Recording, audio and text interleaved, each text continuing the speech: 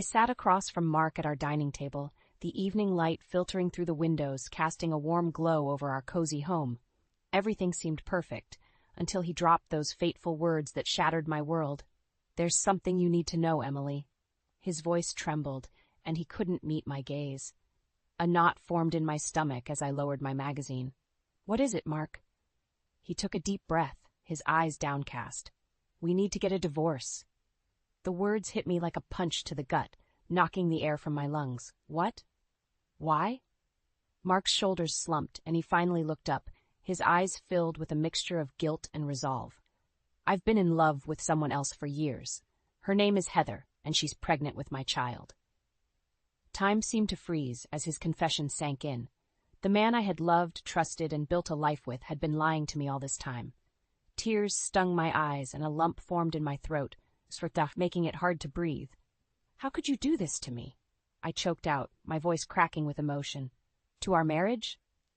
Mark's expression softened, but it did little to ease the ache in my chest. "I'm sorry, Emily. I never meant to hurt you, but I can't keep living a lie. I love Heather, and I want to be with her and our child." Anger flared within me, burning away the initial shock and hurt. "So what? Our 5 years together meant nothing to you?" He shook his head, his brow furrowed. "Of course they did, but sometimes love fades and people grow apart." I clenched my fists, trying to hold back the torrent of emotions threatening to overwhelm me. "How long have you been lying to me? How long have you been sneaking around behind my back?" Mark's gaze dropped once more, and he fidgeted in his chair. "A few years," he mumbled. My heart shattered into a million pieces. The man I thought I knew was nothing but a fraud, a snake who had betrayed my trust in the cruelest way possible. In that moment, something hardened within me. I would not be a victim. I would not let this break me. Mark had made his choice, and now it was time for me to make mine. "Get out," I said, my voice low and steady. "Pack your things and get out of my house." Mark's eyes widened, but he didn't argue. He simply nodded and stood from the table, leaving me alone with the wreckage of our once happy life. As I sat there, tears streaming down my face, I made a vow to myself. Mark would pay for what he had done. I would make sure of it.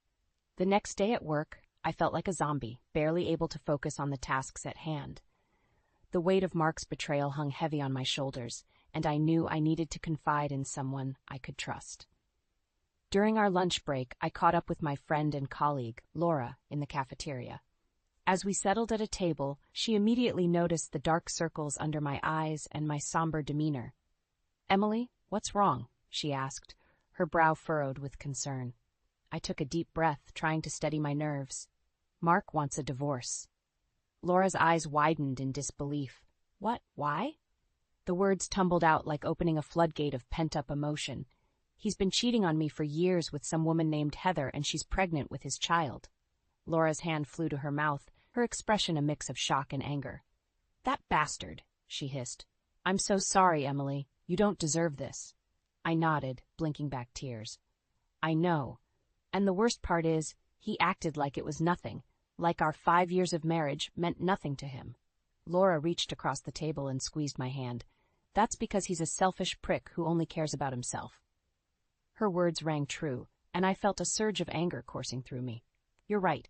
He is selfish, and he's going to pay for what he's done." Laura leaned back in her chair, studying me carefully. "What do you mean?" I took a deep breath, my resolve hardening. "I'm not going to let him get away with this. He thinks he can just toss me aside and start a new life with his mistress? Not a chance." Laura's eyes narrowed. "What are you going to do?" "First, I'm going to hire a private investigator," I said, my voice steady and determined. "I need to know exactly how deep this rabbit hole goes. If Mark has been cheating for years, there's no telling what else he's been hiding from me." Laura nodded slowly, a sly smile spreading across her lips. "Good idea. We need to gather as much dirt on him as possible." "Exactly," I said, feeling a sense of purpose settle over me. "And then we'll use it to make sure I get everything I deserve in the divorce." Laura's smile turned feral. "That's my girl. We'll make sure that bastard pays for what he's done." As we finished our lunch, I felt a newfound resolve coursing through my veins. Mark had made a mistake, thinking he could walk all over me and discard our marriage like it meant nothing. He was about to learn just how wrong he was. Later that day, as I sat at my desk, I couldn't shake the nagging feeling that something wasn't quite right. A wave of nausea washed over me, and I felt a cold sweat prickling at the back of my neck. Pushing through the discomfort, I made a mental note to schedule a doctor's appointment, just to be on the safe side. Little did I know, the real bombshell was yet to come. A few days later, I found myself sitting in the doctor's office, nervously tapping my foot as I waited for the results. The nausea and fatigue had only gotten worse, and I couldn't shake the feeling that something was off. When the doctor finally called me back, her expression was unreadable. "Well, Miss Anderson, the tests confirm that you're pregnant." The words hit me like a ton of bricks, and I felt the blood drain from my face. Pregnant? With Mark's child? The cruel irony of the situation wasn't lost on me. "Are you sure?" I managed to choke out, my mouth suddenly dry. The doctor nodded, a hint of sympathy in her eyes. "Yes, I'm afraid there's no doubt about it. Congratulations are in order, I suppose." I let out a bitter laugh, shaking my head. "Congratulations? My husband just left me for another woman who's also pregnant with his child. This is the last thing I expected." The doctor's expression softened. "I understand this must be a difficult situation, but try to focus on the positives. You're bringing a new life into the world, and that's something to be celebrated." I nodded numbly, my mind racing with a million thoughts and emotions. On the one hand, the idea of having a child filled me with joy and hope for the future. But on the other hand, the fact that it was Mark's child, conceived during a time when he was betraying me with another woman, left a bitter taste in my mouth. As I left the doctor's office, I felt torn in two. Part of me wanted to embrace this new chapter, to focus on the love and nurturing that comes with motherhood. But another part of me couldn't shake the anger and resentment towards Mark, the man who had so callously thrown our marriage away. When I got home, I poured myself a glass of water and sank onto the couch, my hand instinctively resting on my still flat stomach. A million questions raced through my mind. How would I tell Mark? Would he even care? Would he try to use this as leverage against me in the divorce? As the hours ticked by, I came to a decision. I would tell Mark about the pregnancy, but not because I expected him to change his mind or come back to me. No, I would tell him because he deserved to know the full extent of the consequences of his actions. The next day, I steeled my nerves and called Mark, asking him to come over so we could talk. When he arrived, he looked uncomfortable, like a child caught with his hand in the cookie jar. "What's going on, Emily?" he asked, shifting his weight from one foot to the other. I took a deep breath, meeting his gaze with a steely resolve. "I'm pregnant, Mark, with your child." His eyes widened and his mouth hung open in shock. "What? How?" I couldn't help but scoff at his incredulity. "How do you think, Mark? We were still together when this happened, remember?" He ran a hand through his hair, his expression a mix of confusion and guilt. "But I thought, with Heather." I held up a hand, cutting him off. "Save it, Mark. I don't need your excuses or your pity. I'm telling you this not because I expect anything from you, but because you need to understand the gravity of what you've done." His shoulders slumped, and he nodded slowly. "I'm sorry, Emily. I never meant for any of this to happen." "Well, it did," I said, my voice hard as steel. "And now you're going to have to live with the consequences, just like me." As he left, I felt a strange sense of empowerment wash over me. In that moment, I knew that no matter what happened, I would be okay. I had the strength and determination to get through this, with or without Mark by my side. And if he thought he could just waltz back into my life and play the doting father, he had another thing coming. A few days after breaking the news of my pregnancy to Mark, I found myself pacing the living room floor, my mind a whirlwind of conflicting emotions. Part of me still clung to the hope that this child might be the wake-up call he needed, that he would come to his senses and realize the mistake he was making. The sound of the doorbell pulled me from my thoughts, and I took a deep breath, steeling myself for the confrontation to come. When I opened the door, Mark stood on the other side, his expression a mix of guilt and determination. "Emily, we need to talk," he said, brushing past me into the house without waiting for an invitation. I crossed my arms over my chest, watching him warily. "About what?" He turned to face me, his eyes pleading. "About the baby. About us." I scoffed, shaking my head. There is no us anymore, Mark. Atas, you made that clear when you decided to throw away our marriage for some fling. His face fell, and he ran a hand through his hair in frustration. Heather is not just some fling, Emily. I love her, and I want to be with her and our child. The words hit me like a physical blow, and I felt my cheeks flush with anger. And what about my child, Mark? The one growing inside me right now? Are you just going to abandon us too? He held up his hands in a placating gesture. Of course not, Emily. I want to be a part of this child's life too. I laughed bitterly. Oh, how generous of you. You want to be a part-time father to my child while you play house with your mistress and her baby. Mark's expression hardened. That's not fair, Emily. I never meant for any of this to happen. Well, it did happen, I shot back, my voice rising. And now you have to face the consequences of your actions. He took a step closer, his eyes pleading. Please, Emily, let's not do this. Let's try to work things out for the sake of our child. I shook my head, feeling a surge of resolve coursing through me. No, Mark, you made your choice, and now you have to live with it. I'm not going to let you waltz back into my life and play the doting father whenever it's convenient for you. His shoulders slumped, and I could see the defeat in his eyes. Emily, please, get out, I said, my voice low and steady. Get out of my house and don't come back unless it's to discuss the divorce proceedings. He opened his mouth as if to argue, but one look at the determination on my face must have convinced him it was futile. With a heavy sigh, he turned and walked out the door, leaving me alone with the weight of my decision. As the days passed, I found myself hardening my resolve further. Mark had made his bed, and now he would have to lie in it.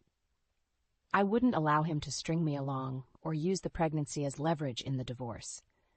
No, I would take control of the situation and ensure that I got everything I deserved, both for myself and for my child. With Laura's help, I started gathering evidence of Mark's infidelity, documenting every lie, every betrayal, and every instance of his deceit.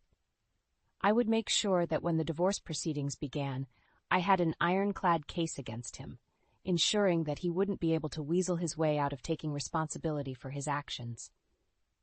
As I sat in my home office, sifting through the mounting evidence, I felt a strange sense of empowerment. Mark had thought he could walk all over me, discard me like a used rag, and move on to greener pastures. But he had underestimated my strength, my resilience, and my determination to see justice done. I would make sure that he paid for what he had done in every possible way. And in the end, I would be the one standing tall, with a secure future for myself and my child, while he was left to wallow in the ruins of his own making. With the evidence of Mark's infidelity mounting, I knew it was time to take the next step in my plan for revenge. I called Laura over to my home office, and we pored over the documents and recordings I had gathered, plotting our next move. "This is good, Emily," Laura said, her brow furrowed in concentration. "Really good. With all of this, you'll have a solid case in the divorce proceedings." I nodded, a grim smile tugging at my lips. "That's the plan. Mark thinks he can just toss me aside and start a new life with his mistress. He's got another thing coming." Laura leaned back in her chair, studying me carefully. "Are you sure you want to go through with this, though? Divorces can get really messy, especially when there's a kid involved." I met her gaze, my resolve unwavering. "I'm sure. Mark made his choice, and now he has to face the consequences. I'm not going to let him waltz back into my life and play the doting father whenever it's convenient for him." Laura nodded slowly, a sly smile spreading across her face. "All right, then. Let's make sure he pays for what he's done." With Laura's support and the mounting evidence against Mark, I felt a surge of confidence coursing through me. But I knew that in order to truly secure my future and that of my unborn child, I would need more help. The kind of help that only someone with real power and influence could provide. That's when I decided to reach out to my father, Robert, the CEO of a major corporation. I hadn't spoken to him much since the news of my pregnancy and impending divorce, but I knew he would want to be involved, especially when it came to protecting his grandchild's future.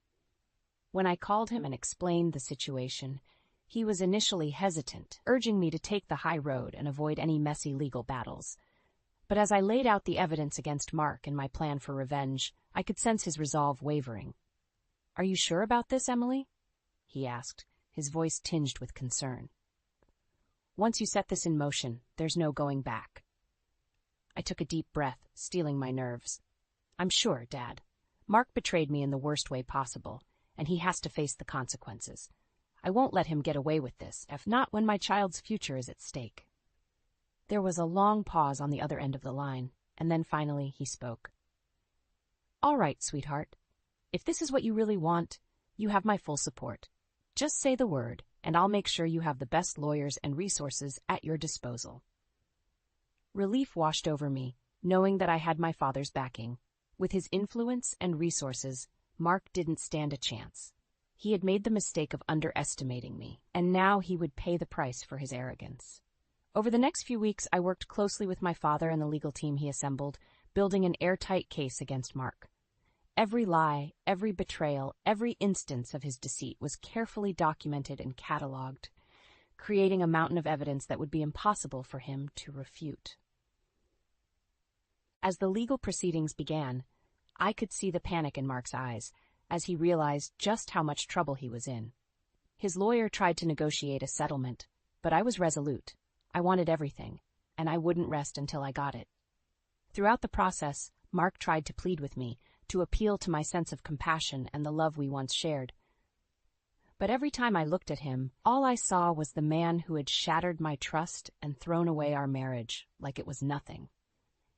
And so I pressed on, my determination fueled by the burning desire for justice and the knowledge that I was doing this for the sake of my child, to ensure that they would never have to suffer the same kind of betrayal and heartbreak that I had endured. The day of the divorce proceedings, I strode into the lawyer's office with my head held high, my father and Laura by my side. Mark and his attorney were already there, and the tension in the room was palpable. As we took our seats, Mark leaned over and tried to catch my eye. Emily, please, can we talk about this? I don't want it to come to this. I met his gaze, my expression cold and detached. There's nothing to talk about, Mark. You made your choice, and now it's time to face the consequences. He opened his mouth to respond, but his lawyer placed a hand on his arm, silencing him. The proceedings began, and for the next several hours, we systematically laid out the evidence of Mark's infidelity and betrayal. With each piece of damning evidence presented, I could see the color draining from Mark's face. His lawyer tried to object and deflect, but the mountain of proof was undeniable. Recordings of Mark's secret liaisons, bank statements showing unexplained expenditures, and even private investigator reports detailing his sordid affairs, it was all there laid bare for the world to see. As the hours ticked by, Mark's composure began to crumble. He shifted in his seat, his eyes darting around the room like a cornered animal. At one point he turned to me, tears in his eyes, and mouthed the words, "I'm sorry." But it was too little, too late. I simply stared back at him, my expression unwavering, resolute in my determination to see justice served. Finally, after what felt like an eternity, the judge cleared his throat and delivered the verdict. Mark would be required to pay a substantial settlement, covering child support for our unborn child as well as alimony and other costs. He would also be forced to sell off several assets, including the house we had once shared, to cover the financial obligations. As the terms were read aloud, I could see the defeat in Mark's eyes. He had gambled everything on his affair with Heather, convinced that he could discard me and start anew without consequence. But he had underestimated my resolve, my strength, and my willingness to fight for what was rightfully mine. After the proceedings concluded, Mark tried to approach me one last time. "Emily, please, can we talk? I never wanted to hurt you like this." I turned to face him, my expression steely and unwavering. "You had your chance, Mark. You chose to throw away our marriage for a fling, and now you have to live with the consequences." He opened his mouth to protest, but I held up a hand, cutting him off. "Don't bother. It's over, Mark. You've lost everything. Your job, your money, and most importantly, your family." With that, I turned and walked away, leaving him standing there alone, the weight of his decisions finally catching up to him. In the weeks that followed, I focused on preparing for the arrival of my child, determined to create a secure and loving environment for them. Mark's betrayal still stung, but the satisfaction of seeing him face the consequences of his actions helped to dull the pain. As I settled into my new apartment, a sense of peace washed over me. I had taken control of my life, reclaimed my power, and ensured that my child would never have to suffer the same heartbreak and betrayal that I had endured. And as for Mark, well, let's just say that his troubles were only just beginning. In the months following the divorce, my life took an unexpected turn. Thanks to my father's mentorship and influence, I found myself rising through the ranks of the corporate world at a breakneck pace. It was a sharp contrast to the struggles Mark was facing in the wake of our split. Word of his infidelity had spread like wildfire, and before long he found himself out of a job, his once promising career in shambles. I'll never forget the day I ran into him at the grocery store. He looked like a shell of his former self, disheveled, unshaven, and carrying a burden of defeat on his shoulders. When he saw me, his eyes widened, and he quickly tried to duck down an aisle, but I called out to him, "Mark, is that you?" He froze, his shoulders slumping in resignation as he turned to face me. "Emily," he mumbled, unable to meet my gaze. "I barely recognized you," I said, taking in his appearance. "Life's been tough, I take it?" He let out a bitter laugh, shaking his head. "You could say that. After everything that happened, I lost my job, my house, pretty much everything." A part of me felt a twinge of pity for him, but it was quickly overshadowed by a sense of vindication. This was the price he had to pay for his betrayal. "And what about Heather?" I asked, unable to resist twisting the knife just a little bit. "I assume she's sticking by your side through all of this?" Mark's expression darkened, and he averted his gaze. "Heather left me," he muttered. "Once she found out I was broke, she took off. Said she didn't sign up for this." I couldn't help but let out a laugh at the irony of it all. "Well, what did you expect, Mark? You threw away a perfectly good marriage for her, and now she's done the same to you." His jaw clenched, and I could see the anger simmering beneath the surface. "You don't have to rub it in, Emily. I know I screwed up, okay? I've paid the price for my mistakes." "Have you, though?" I countered, taking a step closer to him. "Because from where I'm standing, it looks like you're still living in denial. You haven't truly faced the consequences of your actions." He opened his mouth to respond, but I held up a hand, cutting him off. "Let me make something clear, Mark. You lost everything because of your own greed and selfishness. You chose to betray me, to throw away our marriage for a fling, and now you're reaping what you've sown." His shoulders slumped, and I could see the defeat in his eyes. He knew I was right. "I hope you learn from this, Mark," I continued. "I hope you understand the pain and heartbreak you've caused, not just to me but to everyone around you, because if you don't, you're destined to repeat the same mistakes over and over again." With that, I turned and walked away, leaving him standing there alone, a broken man consumed by the weight of his own actions. As I made my way through the rest of the store, a sense of satisfaction washed over me. It wasn't just the fact that I had won the divorce settlement or that I was thriving in my career. No, what truly mattered was that I had taken control of my life, refused to be a victim, and ensured that Mark faced the consequences of his betrayal. And as I rubbed my growing belly, feeling the gentle flutter of my unborn child, I knew that I had made the right choice. My child would never have to endure the pain and heartbreak that I had experienced. They would grow up knowing that their mother was a strong, resilient woman who fought for justice and refused to let anyone take advantage of her. From that day on, I vowed to be the best mother I could be, pouring all of my love and energy into creating a secure, nurturing environment for my child. And as for Mark, well, he would have to find his own way, living with the consequences of his actions for the rest of his life. The months flew by, and before I knew it, I found myself sitting in the plush leather chair of the CEO's office, the very same chair my father had occupied for decades. As I looked around at the sleek modern decor and breathtaking views of the city's skyline, a sense of pride and accomplishment washed over me. I had come so far, rising through the ranks with a determination and drive that had left my colleagues in awe. And now, here I was, taking over the reins of the company from my father, ready to lead it into a new era of success. As I settled into my new role, I couldn't help but reflect on the journey that had brought me to this point. The pain and heartbreak of Mark's betrayal, the grueling legal battle, and the long road to rebuilding my life, it had all been worth it to get to where I was today. A soft knock on the door pulled me from my thoughts, and I looked up to see my assistant poking her head in. "Miss Anderson, you have a visitor." I frowned, glancing at my schedule. "I don't have any appointments scheduled for this afternoon." The assistant shifted uncomfortably. "It's your ex-husband, Mark. He's insisting on seeing you."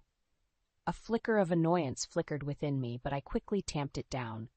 Of course Mark would show up unannounced, thinking he could just waltz back into my life whenever it suited him.